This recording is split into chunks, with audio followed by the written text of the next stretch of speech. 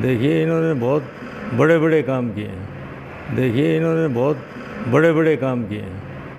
दोस्तों, बात करते हैं पंजाब हरियाणा सीमा पर बसे हनुमानगढ़ जिले की हनुमानगढ़ विधानसभा सीट की। 1957 में अस्तित्व में आई इस सीट पर अब तक सिर्फ 1957 में एक बार निर्दलीय शोपत सिंह जीते थे और उसके बाद शोपत सिंह माकपा में शामिल हो गए और अब तक कुल 14 विधानसभा चुनाव में 7 बार कांग्रेस और 3 बार बीजेपी और 3 बार माकपा प्रत्याशियों ने चुनाव जीते हैं। वर्तमान विधायक विनोद कुमार चौधरी चौथी बार विधायक बने हुए हैं।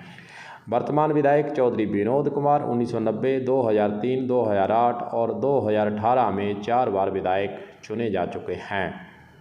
विनोद कुमार पिछली गहलोत सरकार में कृषि राज्य मंत्री भी रह चुके हैं। इससे पूर्व 1980 में विनोद कुमार के पिता चौधरी आत्माराम भी विधायक रह चुके हैं। हनुमानगढ़ विधानसभा की रोचक स्थिति यह है कि पिछले 33 वर्षों में यानी 1990 से अब तक 2 ही प्रत्याशी आमने सामने रहे हैं, जिनमें भाजपा से डॉक्टर राम प्रताप और कांग्रेस से विनोद कुमार ही प्रत्याशी रहे हैं।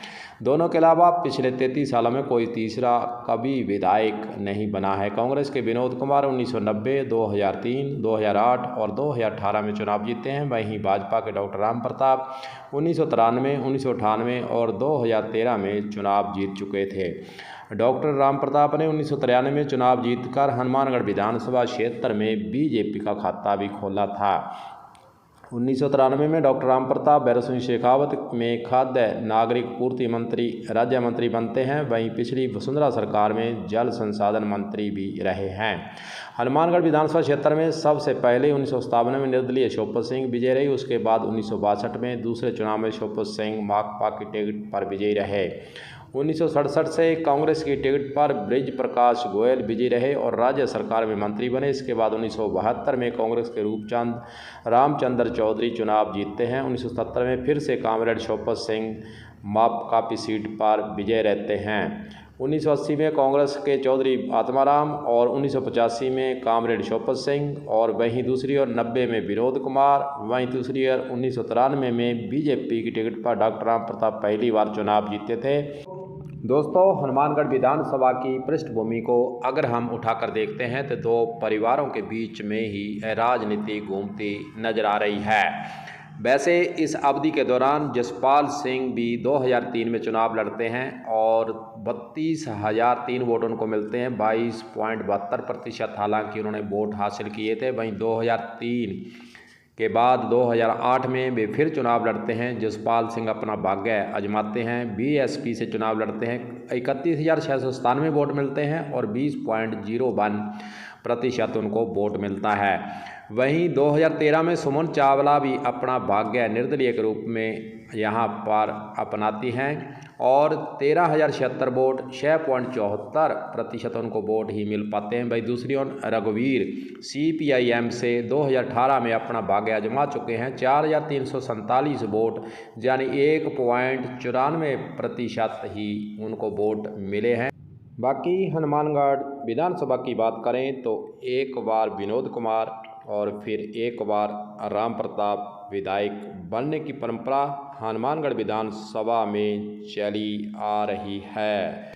दोस्तों, 2018 में जो कांग्रेस पार्टी की राजस्थान में सरकार चल रही है और हनुमानगढ़ विधानसभा के अंदर करवाए गए विकास कार्यों के बारे में जब पूर्व सिंचाई मंत्री डॉक्टर राम प्रताप से सवाल किया गया तो सुनिए उनका क्या था जवाब।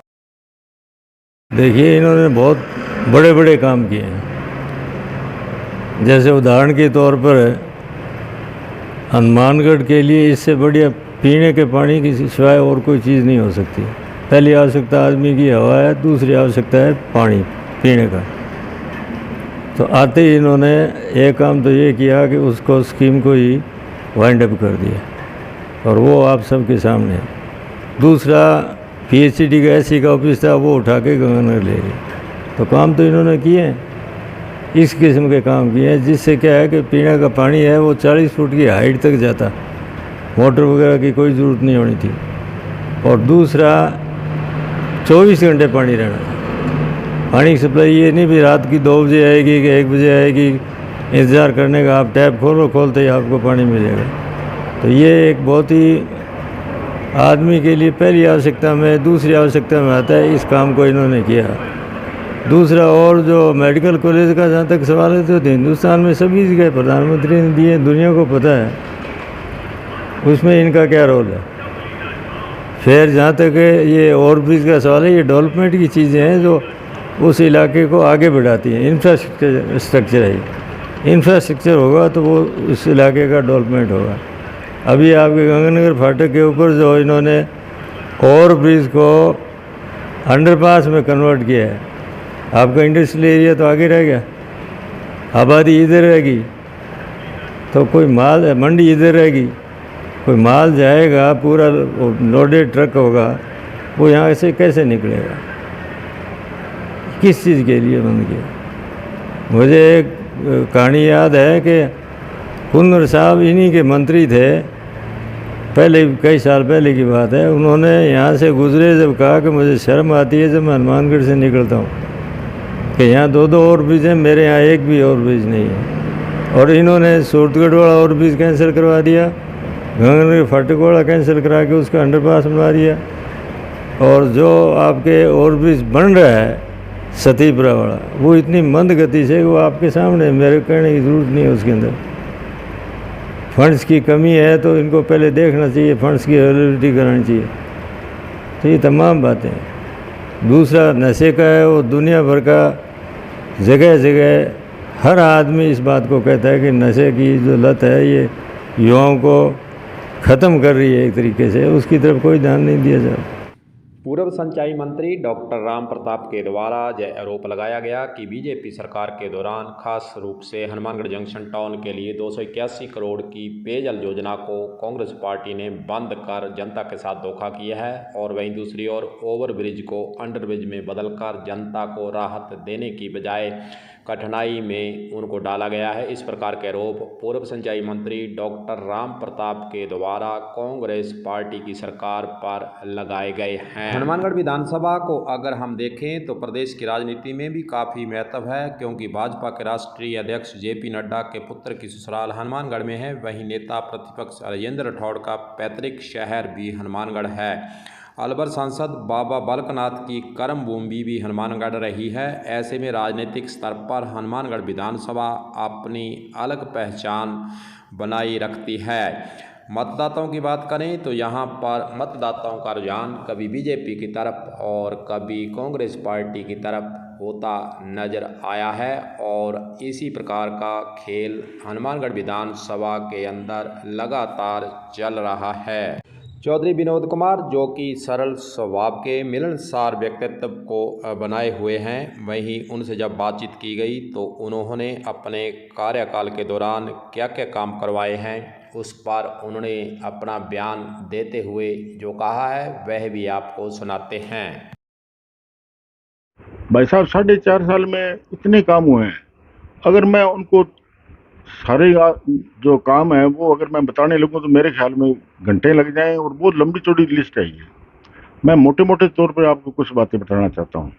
जैसे एजुकेशन के अंदर हमारे बॉयज़ कॉलेज है, हमारे यहाँ चुनाव के अंदर इस बात की हुई थी कि गर्ल्स कॉलेज नहीं है, हमारे सरकारी गर्ल्स कॉलेज खुल गए, तो गर्ल्स कॉलेज भी खुल गया। उसके साथ साथ नर्सिंग कॉलेज भी खुल गया, एग्रीकल्चर कॉलेज खुल गया, मेडिकल कॉलेज खुल गया, और उस मेडिकल कॉलेज के साथ 300 बेड का हॉस्पिटल। तो मैं समझता हूँ कि इसमें अब ये आप देखो, पॉलिटेक्निक कॉलेज, ITI, डाइट भी, कोई ऐसी चीज़ बची नहीं है जो एजुकेशन के अंदर नहीं हो। अब हमारी हेल्थ के अंदर ले लो, ये जो मुख्यमंत्री चिरंजीवी योजना है, 25 लाख का फ्री इलाज हो रहा है। हमारे हनुमानगढ़ के अंदर कुछ 400-500 तो घुटने चेंज कर दिए हैं, तो एक पैसा नहीं लगता है। इसी तरह से धौलीपाल में, पक्का सारना में, और ये हनुमानगढ़ जंक्शन के अंदर दूरदर्शन के पास CSC की 6.5 करोड़ की बिल्डिंग बन रही है, CSC खुल गई, PSC खुल गई, और मेरे ख्याल में हर गांव के अंदर उप स्वास्थ्य केंद्र है। इसी तरह पशुओं का, एक हनुमानगढ़ ऐसी विधानसभा है जिसमें हर पंचायत पर पशु चिकित्सालय या उप स्वास्थ्य केंद्र है। सरकार ने कोई कमी नहीं छोड़ी है, और आने वाले 50 साल में हमारे यहाँ ट्रैफिक की समस्या नहीं आएगी। शहर के अंदर 10-15 तो अंडरपास बन गए, जो गांधीनगर का अंडरपास है मेरे ख्याल में बीकानेर डिवीजन के अंदर इतना लंबा, जिसके ऊपर 10 ट्रैक है ट्रेन के। तो मैं समझता हूँ कि कोई कमी नहीं छोड़ी है। अभी हमारे सतीपुरा के अंदर 70-80 करोड़ रुपए का जो है एक और फ्लाई ब्रिज बन रहा है। गंगानगर के रोड के ऊपर अंडरपास बन गया है। इसी तरह से सूरतगढ़ रोड पर भी 20 करोड़ रुपए अभी सैंक्शन हुआ है, जिसका अंडर पास बनेगा। ग्रामीण क्षेत्र के अंदर जो की दफा काम हुआ है, हमने 4 साल 4.5 साल में 100 किलोमीटर से ज़्यादा सड़कें डामर रोड बना दी हैं। तो दोस्तों, हनुमानगढ़ विधानसभा के अंतर्गत आरोप प्रत्यारोप लग चुके हैं, आपको वीडियो के अंदर दिखा चुके हैं। वहीं दूसरी ओर विधानसभा 2023 अब नज़दीक है और मतदाताओं की अगर बात करें तो हनुमानगढ़ विधानसभा के अंदर 2,90,804 मतदाता अब 2023 के चुनाव के लिए अंकित हो चुके हैं।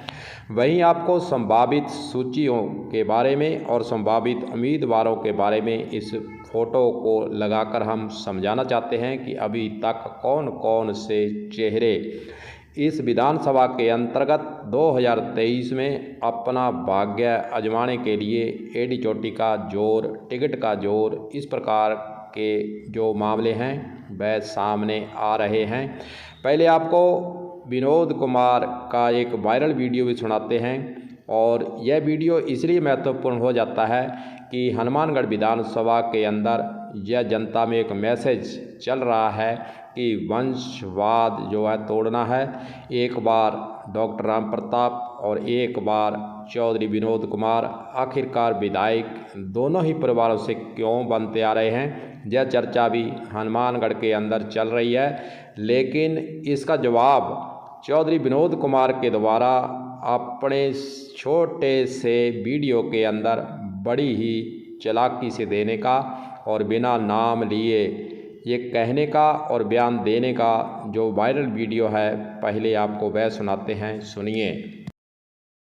कि अभी वो परिवारवाद खत्म करो। अरे परिवार थे थार तो के तो खत्म हो जाए, कागले के दोषी से ऊँट मरेगी।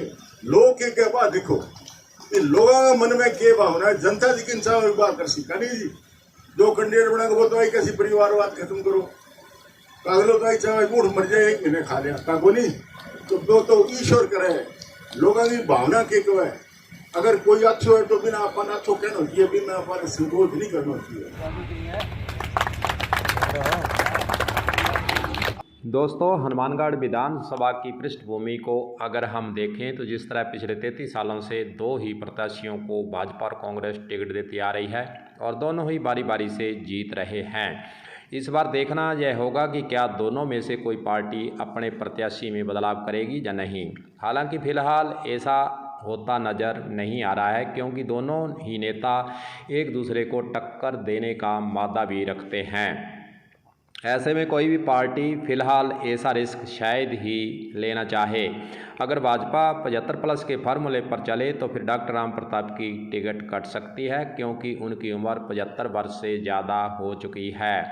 अगर यही फार्मूला कांग्रेस ने अपनाया तो विनोद कुमार जो कि 75 वर्ष से अधिक के हो चुके हैं और उनकी टिकट भी कट सकती है।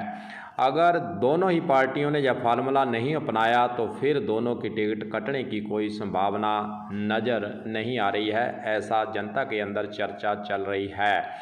इसके अलावा कभी हनुमानगढ़ के 4 बार विधायक रहे माकपा के कामरेड शोपत सिंह के स्वर्गवास के बाद अब माकपा हनुमानगढ़ विधानसभा क्षेत्र में अपना प्रभाव भी लगता है कि खो चुकी है। हालांकि जो है इस पार्टी से चुनाव लड़ने की चर्चाएं चल रही हैं। रघुवीर वर्मा जो कि पहले एक बार चुनाव में अपना भाग्य आजमा चुके हैं, वे भी इस बार तैयारी करते नजर आ रहे हैं, उनका नाम भी चर्चाओं में चल रहा है। इसके अलावा पड़ोसी राज्य पंजाब में आम आदमी पार्टी की सरकारें बनने के बाद पंजाबी बहुल हनुमानगढ़ विधानसभा में आप पार्टी की दमदार एंट्री की संभावना से भी इनकार नहीं किया जा सकता है और आम आदमी पार्टी भी हनुमानगढ़ विधानसभा के साथ साथ अन्य विधानसभाओं में अपना भाग्य आजमाने से पीछे नहीं हटेगी, ऐसे कयास यहाँ पर लगाए जा रहे हैं।